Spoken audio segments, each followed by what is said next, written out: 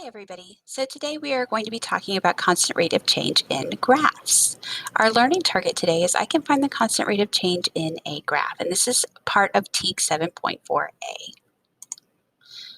Ways to represent the constant rate of change. You have M, sometimes it's called M, rate of change in Y over change in X, which is depicted by this triangle right here. And then sometimes it's written in words, change in Y over change in X. And sometimes when you're looking at a graph, it's called the vertical change over the horizontal change. So let's keep going. Your instructions for completing the slides are: 1. Use the graph to write titles for the X and Y axis on the table in the colored section. 2. Write 3 ordered pairs from the graph into the table. 3. Find the constant rate of change. And 4, simplify if needed. So let's take a look at our first example. Our title is running distances. And as you can see, step 1 is asking us to write our titles in the table. So our x-axis says time in hours. So we're going to come up here and we're going to type in the word time. And we're going to put an H in parentheses for time in hours. Then we're going to look at our y-axis. Our y-axis says distance in kilometers.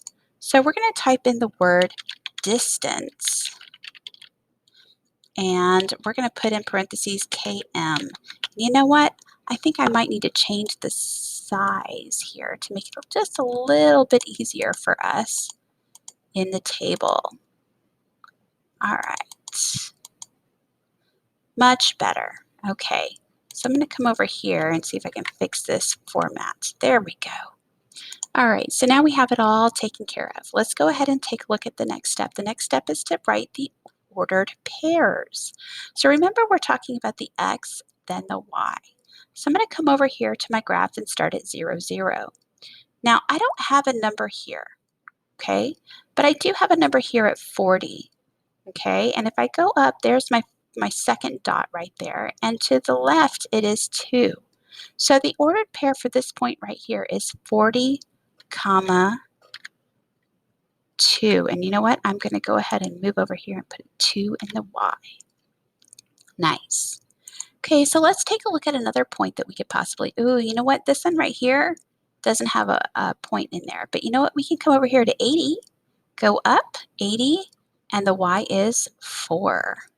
So I'm going to type in 80 here and put in the Y, 4. I'm going to find one more point. One more point. There's 20. And 20 is at 6 kilometers. So we're going to put 120 at 6 kilometers. From here, we need to find our constant rate of change. And the way that we do that is by looking for the change in Y.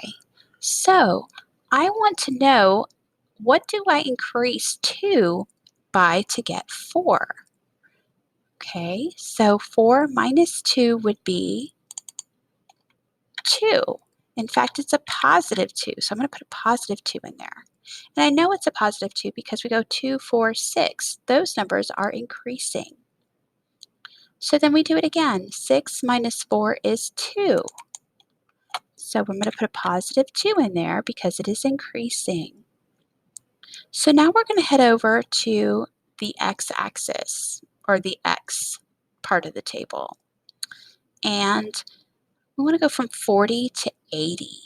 Okay, so that's increasing as well, but we need to subtract 80 minus 40. Okay, and 80 minus 40, 8 minus 4 is 4. Add the 0, means that it's increasing by a positive 40. Then we subtract 120 and 80. If I do 12 minus 8, that's 4 again, with an extra 0, means that it's increasing by a positive 40. Then we come over here and fill in our change in Y over our change in X. Now remember, the Y's are on the right in blue. So we have a positive 2 change in the Y, and in the X over here in the pinkish red is a positive 40.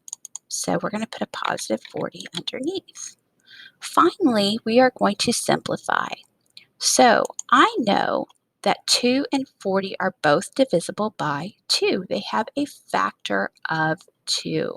So I'm going to simplify by 2. 2 divided by 2 is 1, and 40 divided by 2 is 20. For those of you that need extra help with your subtraction or simplifying, you can always go in and use your Desmos calculator to help. So, looking at our problem, we have a ratio of 1 to 20, or a change in y over a change in x of 1 to 20, or a constant rate of change of 1/20th. And basically what this means is that for every 20 hours, there's 1 kilometer in distance. Okay? Okay. You could also say for every 1 kilometer, 20 hours has passed. Two different ways to think about it. All right, everybody. So when you are stuck or needing any help with the instructions, you can always click and watch the video again. All right, everybody. Have a wonderful day. Bye.